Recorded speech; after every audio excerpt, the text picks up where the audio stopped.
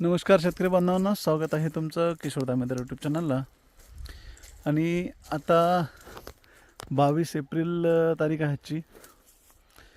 आपण बऱ्याचशा बागा जवळजवळ 15 तारखेपासून तानावर सोडायला लावल्या होत्या, ज्या एकदम बऱ्यापैकी रान आहे, डीप सॉईल आहे. आणि जे मध्यम हलके रान आहे, जसं की हे रान आहे, ही बाजू मध्यम हलकी आहे आणि इकडे पुढं थोडंसं जड होत चालते. तर पुढं हिरवेपणा पण आहे झाडामध्ये, तिथे अजून शॉक बसलेलं नाही झाडाला. हे बघा, हे तुमच्या समोर हे झाड जे दिसते, हे काढाचं एकदम हलकं रान आहे इकडे. आणि बघा, उन्हामुळे तुम्हाला लक्षात येत नसेल, असं बऱ्यापैकी इथे सुकावा धरलेला आहे झाडांनी. एवढं सुकणं 22 एप्रिलला योग्य नाही आहे. तर अशा वेळेस आपण काय करायचं, एवढं सुकायच्या पहिले किंवा एवढं सुकल्यानंतर, आता जसं हे बघा, आपण इथं पाणी सोडलं आहे, काल आपण अर्धा तास पाणी सोडलं इथे. आता आपण काय करणार, उद्या पण अर्धा तास सोडणार, त्याच्यानंतर परत 2 पाणी आपण 1-1 तासाचे देणार. 28-29 तारखेपर्यंत पाणी देत राहणार. आणि मग त्यानंतर जवळजवळ 1 तारखेपासून अशा प्रकारच्या जमिनीचं पाणी पूर्ण बंद होईल. पावसाचा अंदाज 20 मे घेतोय आपण. ज्यांना 20 मेचा पावसाचा अंदाज असेल ज्या भागामध्ये, त्यांनीच हे क्रिया करायची.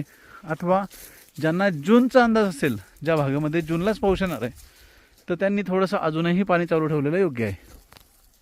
बरं, याच्या आधी आपण जे 2 स्प्रे सांगितलेले आहे, हे जवळजवळ बऱ्याच लोकांचे 2 स्प्रे झाले किंवा काही लोकांचे 1-1 स्प्रे झाले. बुशलोकोपटा 0.34. तर इथे आपल्याला 2 स्प्रे झालेले आहे. आणि नवीन काड्या ज्या आपल्याला फेब्रुवारी महिन्यामध्ये आलेल्या फांद्या ज्या आहे, त्या मॅच्युअर कशा होतात ते इथं बघायला मिळते.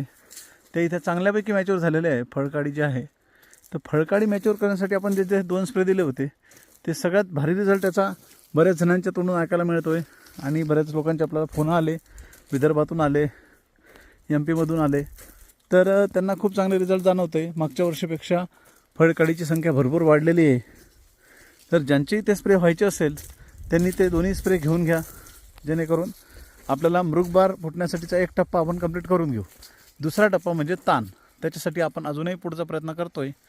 ताण हा परफेक्ट झाला तरच बाग फुटणार आहे, हे लक्षात ठेवा. अति नको आणि कमी नको. तर अति आणि कमी याच्या मध्यच साधण्यासाठी आपले व्हिडिओ कायम पाहत चला. दररोज किंवा दिवसाआड आपण अपडेट देतो. त्या अपडेटनुसार तुम्ही जर तुमच्या शेतीमध्ये लक्ष दिलं, तर तुम्हाला काही अडचण येणार नाही आणि तुमचा बाग 100 आणि 101% फुटणार. धन्यवाद.